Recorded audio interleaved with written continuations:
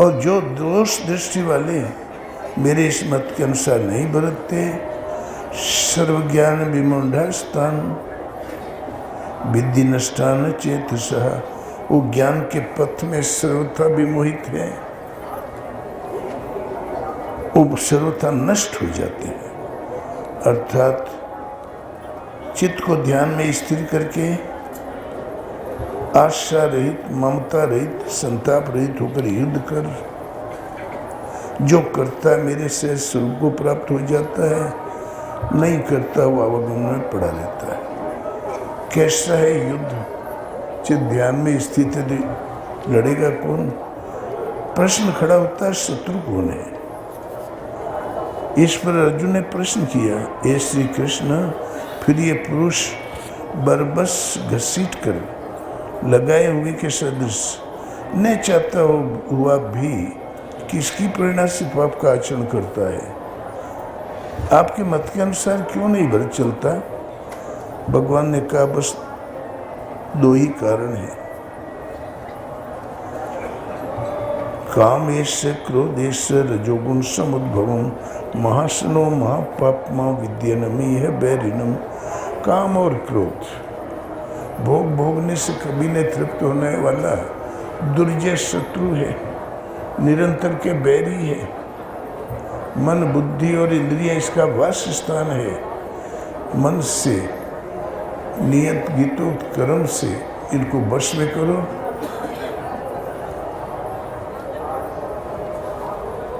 इन दुर्जय काम रूपी शत्रु को मार। शत्रु भीतर है तो बाहर किसी से कोई क्यों लड़ेगा?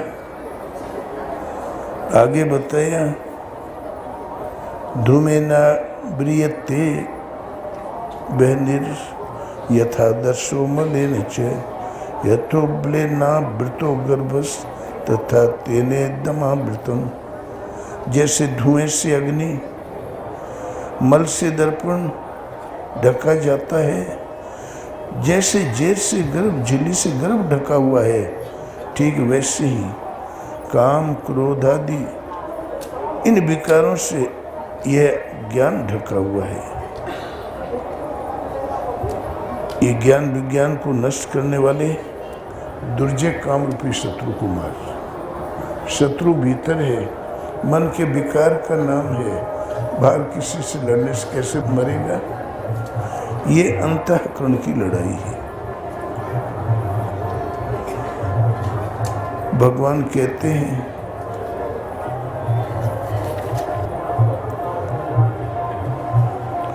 किम कर्म किम कर्मेति कव्योप्यत्र मोहिता तत्ते कर्म प्रवक्ष्यामि यज्ञ ज्ञात्वा मोक्ष से शुभात्। कर्म क्या है, अकर्म क्या है?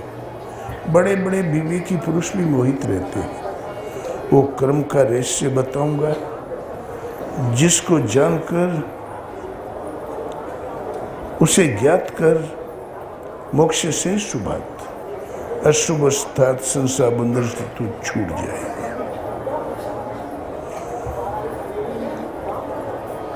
भगवान कहते हैं, वो नियत कर्म है, नियतम कुरु कर्म त्वम कर्म जायो हे कर्मणः शरीर यात्रा पीछते न प्रसिद्धि दे कर्मणः। शास्त्र विधि से निर्धारित किए हुए कर्म को कर। यदि कर्म नहीं करोगे तो तुम्हारी शरीर यात्रा भी पूर्ण नहीं होगी। इस शरीर से उस शरीर, फिर जन्म, फिर मृत्यु, यह है शरीर यात्रा। कर्म कोई ऐसी वस्तु है जो शरीर यात्रा को पूर्ण करती है। एक शरीर और लेना पड़ा तो एक पड़ाव तक की यात्रा बाकी।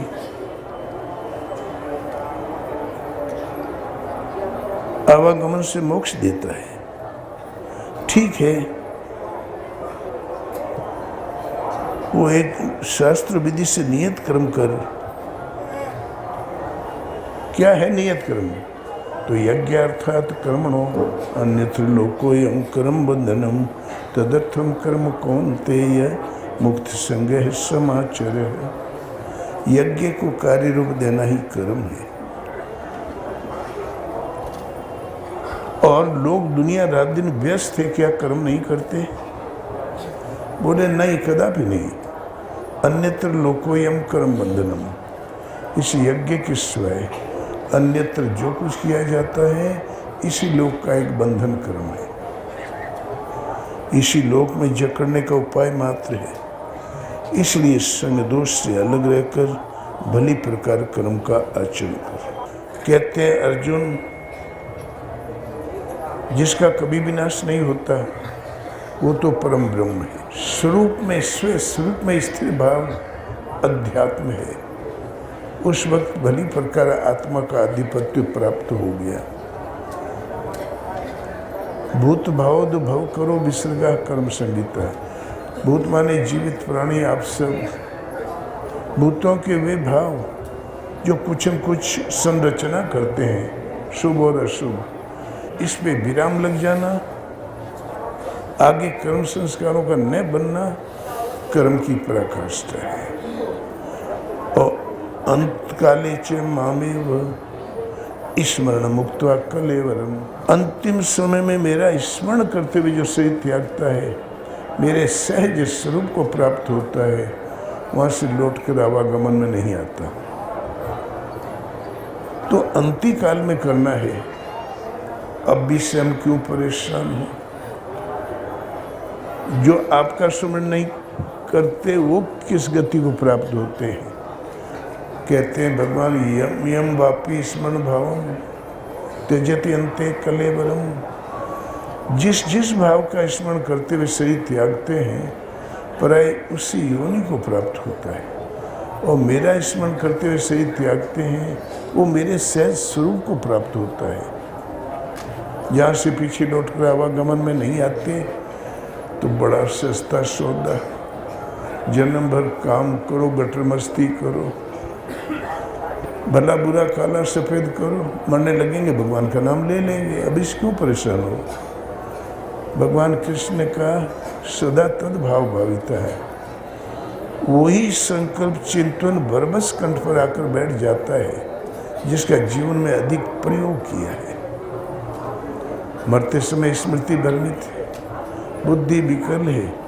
जिन यंत्रों से सोचा जाता हो कि वो तो बिगड़ चुके, कर कहाँ से लोगे? प्राय वही चिंतन बरबस कंठ पर आकर बैठ जाता है जिसका जीवन में अधिक प्रयोग किया है। इसलिए अर्जुन, तो आज ही से, अब ही से निरंतर मेरा चिंतन कर और युद्ध कर। फिर चिंतन विधि बताया। एकांत और शुद्ध देश का सेवन करते हुए गीतोक्त योग विधि को अंतःकरण में धारण करके सिवाय मेरे किसी दूसरी विषय वस्तु का चिंतन न करते हुए निरंतर चिंतन कर और युद्ध कर। वहाँ है कौन? एकांत सेवन है, वैराग्य में स्थिर है, रंच मात्र भी कहीं लगाव नहीं है, तो क्यों लड़ेगा वो? मान लो ये माइक भगवान, तो ये घड़ी और ये चादर टेबल न दिखाई पड़े, सिवाय मेरे अन्य किसी विषय वस्तु का न स्मरण करते हुए निरंतर चिंतन कर, युद्ध कर, तो मुझे प्राप्त होगा। वास्तव में गीतोक्त साधना नियत कर्म समझ के वैराग्य में दृढ़ रहकर जब हम एकांत शांत में चिंतन में लगते हैं, तो माइक प्रवृत्ति बाधा के रूप में प्रत्यक्ष है। काम क्रोध लोभ मोह की लहरें उठने लगती है। 10 साल पहले घटना घट गई थी, वो भी मन लाके खोल के फाइल रख देता, ले इसे पढ़ो। शरीर भर बैठा है, मन तो वायु से बात कर रहा है। इन माइक प्रवृत्तियों का पार पाना युद्ध है। एक बार विजय होगी तो शाश्वत विजय है। गीता एक अंतःकरण की लड़ाई है। एक बार विजय होगी तो शाश्वत विजय, सदा रहने वाला ध्यान, सदा रहने वाला जीवन और सदा रहने वाली शांति पालोगे अर्जुन। ये अंतःकरण की लड़ाई है। एक भी श्लोक ऐसा नहीं जो बाह्य मार काट का चित्रण करता हो। और संतों सो सदगुरु मोहि भावे।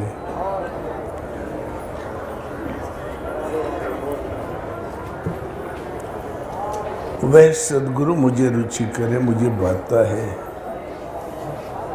तो सो सदगुरु मोहि भावे। कौन? जो आवागमन मिटावे। आना माने जन्म लेना, गमन माने फिर मृत्यु को प्राप्त होना, इसका फंद छुड़ा दे। उपदेश कैसा? डोलत डिगे न बोलत बिसरे, अस उपदेश दृढ़ावे। बिनु श्रम हठ क्रिया से न्यारा, सहज समाधि लगावे। सो सदगुरु मोहि भावे। द्वार न रोके, द्वार न रोके, पवन न रोके, ना अनहद रुझावे। ये मन जहाँ जाए तहाँ निर्भय, समता से ठहरावे। प्रभु जी सो सदगुरु मोहि भावे। कर्म करे अरु रहे अकर्मी, ऐसी युक्ति बतावे। सदा आनंद फंद से न्यारा, भोग में योग सिखावे। सो सदगुरु मोहि भावे। तज धरती आकाश अधर में, प्रेम मड़ैया छावे। ज्ञान सरोवर शून्य शिला पर, आसन अचल जमावे। सो सदगुरु मोहि भावे।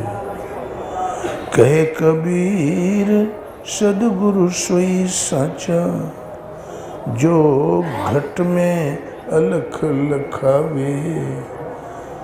सो सदगुरु मोहि भावे।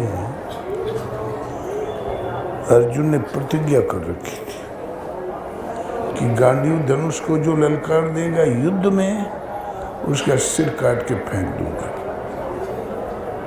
एक दिन कर्ण ने बहुत सताया युधिष्ठिर को, गले में धनुष की परतंचा डाल दिया और बोले, राजन द्रोण की दी हुई विद्या आप भूल चुके हैं, जाओ 4 घड़ी विश्राम करो, याद करके ताजा दम होके आइए। कर्ण को मालूम हो गया था हमारा छोटा भाई है, दुष्ट है, धर्मात्मा है। वो तो दुर्योधन का ऋण अदा कर रहा था, युधिष्ठिर को नहीं मालूम था। वो दांत पीस रहा था पोड़ा पोड़ा। भगवान कृष्ण ने कहा, युधिष्ठिर का ध्वज नहीं दिखाई देता, चलो देखा जाए कैसी तबीयत है। जहाँ शिविर में गए तो युधिष्ठिर ने सोचा इस समय आना, 12 दिन भरी दोपहरी में जरूर कर्ण मारा गया है। खुशी के उछल पड़ा। बोले, क्या कर्ण मारा गया? बोले, कर्ण तो नहीं मारा गया, आपका स्वास्थ्य पूछने आए हैं। बोले, धिक्कार है तुम्हारे गांडीव धनुष को। इधर धिक्कार कहा, इधर अर्जुन ने तलवार खींच ली और युधिष्ठिर गले पर चला गया। सावधान थे कृष्ण पहले ही से, पकड़ लिया हाथ। बोले, रे रे पागल हो गए हो, ये ज्येष्ठ भ्राता है, परम पूजनीय है, तुम्हारे राजा है, इनको मार दोगे, युद्ध तो तुम ही हार गए। बोले, कुछ नहीं गोविंद, ये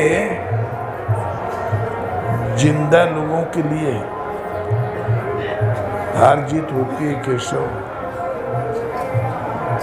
मेरी प्रतिज्ञा है, मैं सिर काट दूंगा, नहीं तो खुद जल जाऊंगा। बहुत समझाया, नहीं माना। तब भगवान श्री कृष्ण ने कहा, अर्जुन तुमको इतना भी तमीज नहीं, अपने के श्रेष्ठ पूज्य जनों को कैसे मारा जाता है। जिसको आप कहा, रे कहा, उसको तू कह दे, नालायक कह दे, वो तो खुद ही मर जाएगा। तुमको इतना भी तमीज नहीं, अपने श्रेष्ठ का वध कैसे किया जाता है। जिसको आप कहा, रे कहा, आदर दिया, उसको तू कह दे, काम चल जाएगा, मर जाएगा। तो बोले भीम कुछ कह सकता है, 12 घंटे गदा चलाता है। नकुल सहदेव कह सकते, थोड़ी सी खरोंच लग गई, कायर कहीं के आग के खटिया में पड़ा है, तुम्हें कहने का मुझे क्या अधिकार है। 2-4 बार तू रे कहा, ये दृश्य खटिया से उठे और जंगल की ओर चल गए। भगवान कृष्ण ने समझाने की कोशिश किया, बोले नहीं केशव, बोले आप चले गए तो युद्ध हार गए। बोले केशव मैं जिंदा नहीं, मैं मर चुका हूँ। जिसको सदैव आपका सम्मान दिया वो रे कह रहा है। जिंदों के लिए हानि लाभ होता है, जीत और हार, मुर्दों के लिए नहीं। तब भगवान बिगड़े, तुम्हें मालूम है अर्जुन ने प्रतिज्ञा कर रखी थी, यदि गांडीव धनुष को ललकार देगा युद्ध स्थली में तो उसका मैं सिर कलम कर दूंगा या प्राण दे दूंगा। तो अर्जुन मर जाए तो आप सुख से जी सकोगे। बोले अरे इतनी बड़ी बात है, अरे बच्चे तो गोदी में खेलते खेलते भला बुरा कहते ही रहते हैं, कौन बड़ी बात है। थोड़ा सा रे कह दिया तो मुंह फुला लिया। बोले अरे इतनी खराब बात है, लौट गए, बगैर मनाया ही मान गए। जिन्होंने गुप्त प्रतिज्ञा कर रखी थी, भगवान ने उसको भी अवसर प्रदान किया। इसीलिए तो घर घर मंत्र देत फिरते हैं, महिमा के अभिमान, गुरु समेत शिष्य सब बूढ़े, अंत समय पछताना, वो संतों देखा जग बहुराना।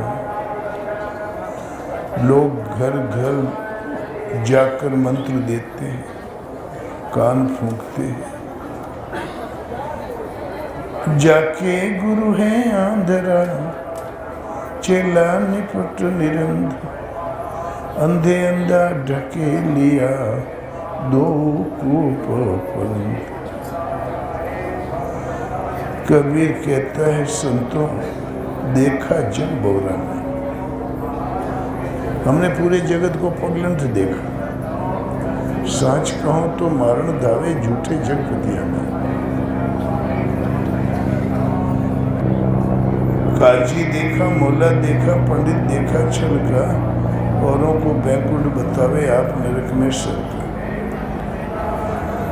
प्रताप भानु ने गुप्त मंत्र प्राप्त किया था, उसी का भगाया हुआ एक राजा संत बन के जंगल में पड़ा था।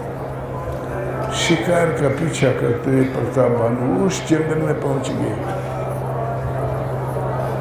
उसने पहचान लिया कि यही है प्रताप भानु। संत देखा तो सादर मस्तक टेक के प्रणाम किया। बोले मेरा नाम एक तरुण, सृष्टि के प्रथम पुरुष मैं जन्मा। बोले अरे इतने दीर्घजीवी हैं आप, क्या मैं भी हो सकता? बोले तपबल से कुछ भी असंभव नहीं है राजन। बोले उतना तो समय नहीं है मेरे पास, तो फिर मैं यज्ञ करूं, मैं भोजन बनाऊं, आप परोसो और 1,00,000 ब्राह्मणों को बुला के भोजन करा दिया। तैयारी हो गई तो उसका साथी था जंगली एक राक्षस, वो भेष बदलने माहिर था, वही भटका के लाया था। उन राजपुरोहित